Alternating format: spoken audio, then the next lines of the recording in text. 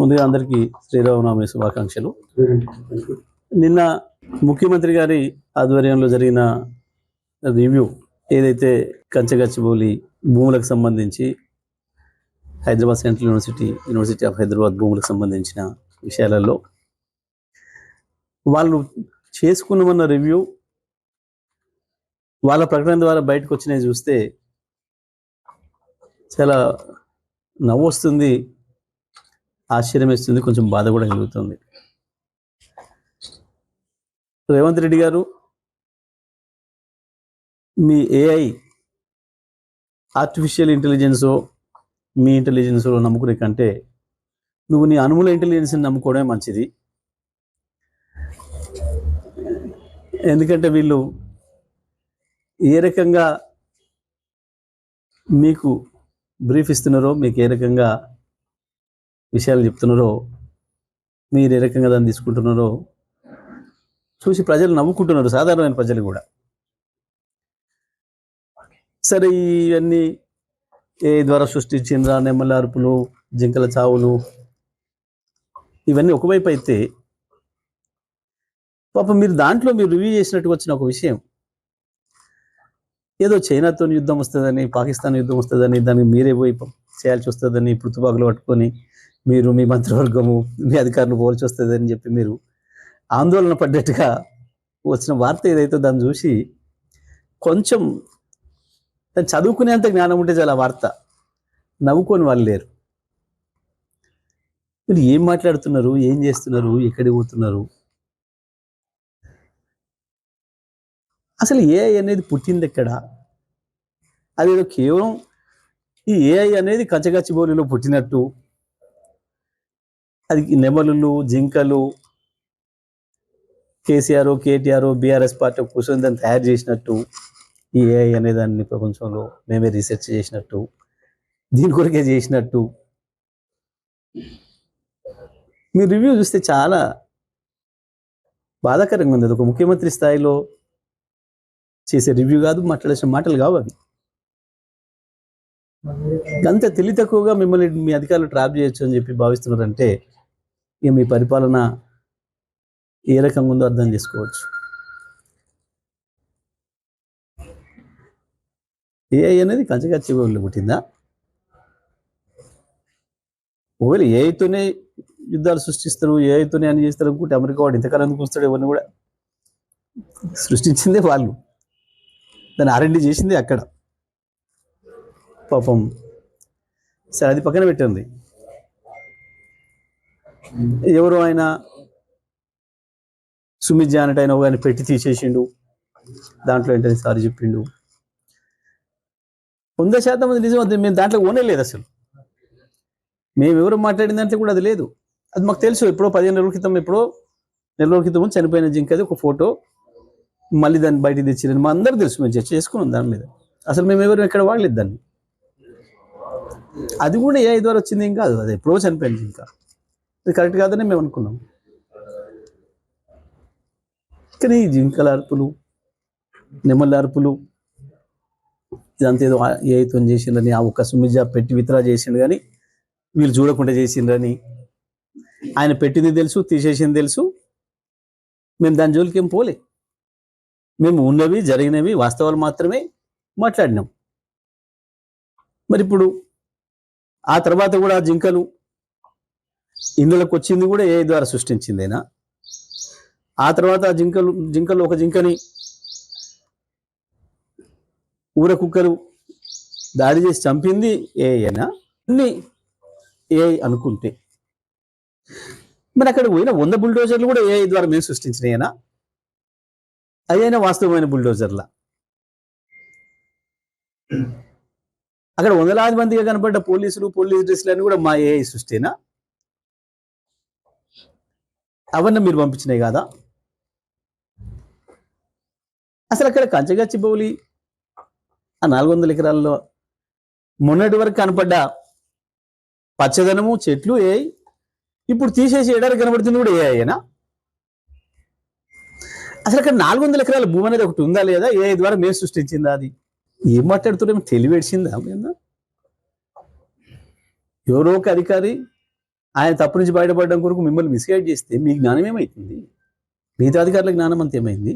మీరు చేసింది దుర్మార్గమైన ప్రయత్నం, మీరు చేసింది మీ ధనార్జన కొరకు, మీ డబ్బుల ఆశ కొరకు చేసిన ప్రయత్నం.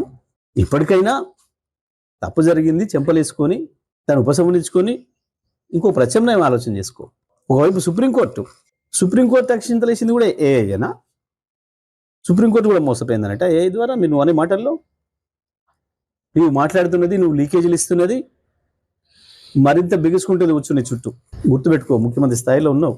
అధికారికంగా రిలీజ్ చేసిన ప్రకటన ఏదో మేమంతా ఏఐ ద్వారా చేసినాము, అందుకనే మొత్తం జాతీయ స్థాయిలో పోయింది. పిలుద్దామా? జాతీయ స్థాయిలో పెట్టిన వాళ్ళందరినీ సిద్ధంగా ఉన్నావా? తీసుకుపోదాం అక్కడికి, ఆహ్వానించు. జాతీయ స్థాయిలో ఉన్న పర్యావరణ ప్రేమికుల్ని, ఎవరెవరైతే విద్యార్థుల ఉద్యమానికి మద్దతు ఇచ్చినరో దేశవ్యాప్తంగా ఆ పెద్దలందరినీ ఆహ్వానిస్తావా? రోజు రోజుకు మరింత మూర్ఖపు చర్యలు చేయడం మానేసి ఇప్పటికైనా చెంపలేసుకొని బుద్ధి తెచ్చుకొని ప్రభుత్వం నడపడం నేర్చుకుంటే మంచిది. ఇంకా మూర్ఖంగా పోయి మొత్తం యూనివర్సిటీని తరలిస్తా, నీకు తెలియదు హిస్టరీ. ఒకనాడు గతంలో ఉన్న ఒక ముఖ్యమంత్రి ఇట్లాంటి ఆలోచన చేస్తున్నట్టు ఒక వార్త బయటకు ఇచ్చిండు. తెల్లారి వరకే తోక ముడుచుకొని మళ్ళీ మాకు అట్లాంటి ఆలోచన లేదని ప్రకటించిండు. 400 ఎకరాలకి అడుగు పెట్టలేకపోతున్నావు, 2000 ఎకరాల యూనివర్సిటీని మారుస్తావా? నీ ఇష్టమా? కనీసం అది కేంద్ర ప్రభుత్వం యొక్క ఇన్స్టిట్యూషన్ అన్న సోయనే ఉందా? అధికారులకు చెప్పేటప్పుడు కనీసం అదని చెప్పిండ్రా? రాష్ట్ర ప్రభుత్వం యొక్క టెరిటరీలో ఉండగానే అన్నిటి మీద పూర్తి మనకి హక్కులు వచ్చేస్తాయి, సర్వాధికారాలు ఉంటాయి, సార్వభౌమాధికారం ఉంటుంది అనుకుంటే తెలివి తక్కువతనం. మనం ఒక చిన్న స్టేట్ మాత్రమే, మనకున్న పరిపాలన అధికారుల యొక్క పరిధి చాలా చిన్నది. ఈ దేశ సార్వభౌమాధికారం పార్లమెంట్కి ఉంటుంది. కోర్టులు ఒకసారి సుప్రీంకోర్టు ఒక వర్డిక్ట్ ఇచ్చిందంటే అది లా. నువ్వు ఇక్కడ దబాయించినట్టు, కేసీఆర్ మీద నీ ఇష్టం వచ్చినట్టు నోరు బారేసుకొని మాట్లాడినట్టు కోర్టు తీర్పులో కూడా మాట్లాడదని అనుకుంటున్నామేమో. తెలివి తక్కువతనం. సరి చేసుకో, మంచిగా ఉండదు, ఇబ్బంది పడతావు నువ్వే. ఉంటుంది చాలా సందర్భాల్లో వాళ్ళు తప్పించుకోవడం కొరకు అధికారులు మనకు రాంగ్ బ్రీఫ్ చేస్తారు. నీ జ్ఞానంతో పనిచేయడం నేర్చుకోవాలి. ఏం తెలివి తక్కువతనమైన రివ్యూ చేసిన ఏదో వీళ్ళని విచారిస్తాం, వాళ్ళని ఎవరిని విచారిస్తూ భయపెట్టిస్తావు నువ్వు? ఏమవుతుంది నీతో? నువ్వు చేసే విచారణలకు పనికి మన వాటికి భయపడతావు నేతల. విద్యార్థులకు అంత విరోచితంగా పోరాటం చేస్తుంటే సమస్య ఎక్కడ ఉత్పన్నమైంది అనేది కరెక్ట్గా అర్థం చేసుకుంటే, జబ్బును సరిగ్గా డయాగ్నైజ్ చేస్తే, గుర్తిస్తే మందు దొరుకుతుంది రోగం నయం చేసుకోవడానికి. నేను దాన్ని గుర్తించడమే నాకు ఇష్టం లేదు, నేను గుర్తించనుకొని పోతే అది ఇంకా పెరుగుతుంది, నిన్ను దహించిస్తుంది. కాబట్టి ఇప్పటికైనా తెలుసుకొని ఆ బ్రీఫింగ్లు ఇచ్చేటప్పుడు కొంచెం జాగ్రత్త ఇవ్వడం నేర్చుకోండి. ఇంకా అదే ప్రగల్భాలకు పోయి ఇంకా అదే పోయి ఏందో నేను దీన్ని మారుస్తా, దాన్ని మారుస్తా, ఏదో ఏ ద్వారా వచ్చిందో తప్పించుకుంటా నవ్వుకుంటున్నారు ప్రజలు. మామూలు ప్రజలే. నేను ఇక్కడ కూర్చుంటే పొద్దుగాల పేపర్లు యూజ్ చేసేసి తీసుకొచ్చి నాకు చెప్పిన వాళ్ళు నవ్వుతున్నారు. ఇక జాతీయ స్థాయిలో ఉన్న వాళ్ళు ఏమనుకోవాలి? నీ సీఎంఓ జ్ఞానానికి ఏమనుకోవాలి? ఎటువంటి వాళ్ళు ఈ రాష్ట్రాన్ని నడుపుతారు అనుకోవాలి. గంతే తెలియదు ఒక స్టేట్మెంట్లా.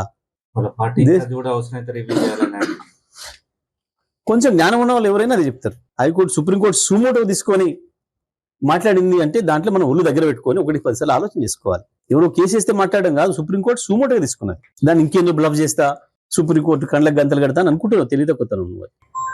ఇప్పటికైనా ఇటువంటి తెలివి తక్కువ ఆలోచనలు మానుకొని వెంటనే ఆ ఆలోచన విరమించుకుంటున్న విషయాన్ని ప్రకటించి అక్కడ చూసుకో. ఇంకొకడ మస్తుగా ఉంది, 1000 ఎకరాలు.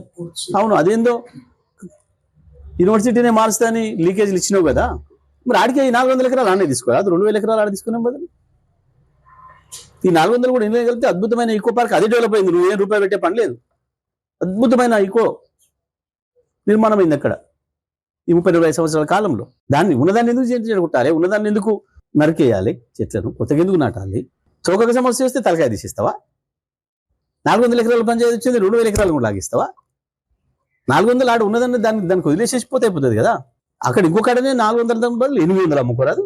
నువ్వు చెప్పే ఫ్యూచర్ సిటీ, 4th సిటీ, అన్ని సిటీలకు కలిపి లాజిక్ ఉండాలి కదా, రీజన్ ఉండాలి కదా, ప్రజలు నమ్మటానికి. ప్రజలు ఆలోచిస్తారు కదా. నువ్వేం చెప్తే అది, నేనేం చెప్తే అది నమ్మరు కదా ప్రజలు.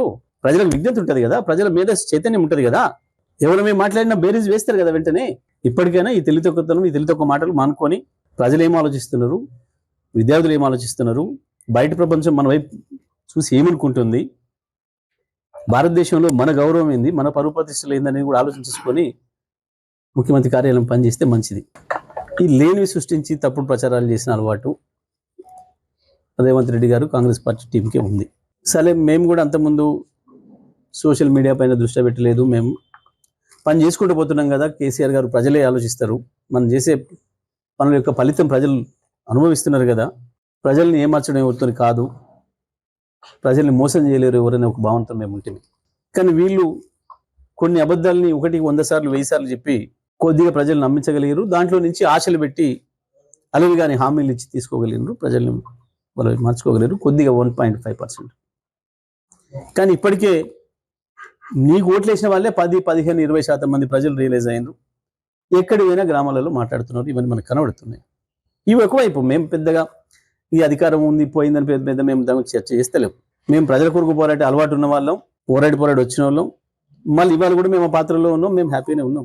కానీ ఒక్కటే బాధ, ఒకవైపు రాష్ట్రం నష్టపోతుంది, జరిగిన అభివృద్ధి అంతా వెనక్కిపోతుంది.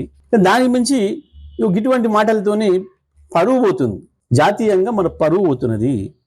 అది మేము బాధపడుతుంది. అసలు ఏమన్నా తలతోకుందా? ఏఐకి చైనాకు పాకిస్తాన్ ఇద్దరికి ఏమో సంబంధం ఉంటుందా? అది చేయాల్సింది ఎవరు, చూడాల్సింది ఎవరు? జాతీయ ప్రభుత్వం చూసుకుంటుంది దానికి సంబంధించి.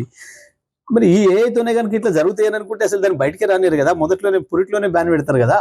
అది పెద్ద జోక్ అనిపిస్తా ఉంది. అది వింటుంటే చూస్తుంటే నవ్వుతుంటే అసలు ప్రజలు వచ్చిన వాళ్ళ దాన్ని నాకు ఆ స్టేట్మెంట్ వచ్చి నాకు చూసిన కొరికే వస్తున్నారు, అది పట్టుకొని నవ్వుకుంటూ వస్తున్నారు. ఇక్కడ నాకు కనపడే వాళ్ళు ప్రతి ఒక్కరు కూడా ఇదేందన్నా ఇది పాకిస్తాన్ చేరైతో యుద్ధం చేస్తున్నటువంటి రేవంత్ రెడ్డి వీళ్ళ అధికారులు ఏంది అని చెప్పి కోర్టులను కూడా ఆశ్రయించాలన్నట్టు మంచిదే. మళ్ళీ ఇంకా చివాట్లు పడితే ఇంకా పరువు కొట్టుకోవడం తప్ప ఇంకోటి ఏమి ఉండదు. మంచిది, కోర్టుల ముందుకే పోతే సంతోషం, పోవాలి, పోతేనే మంచిది. మరి కానీ జాతీయంగా రాష్ట్రం యొక్క పరువు తీయకు అనేది మా విజ్ఞప్తి.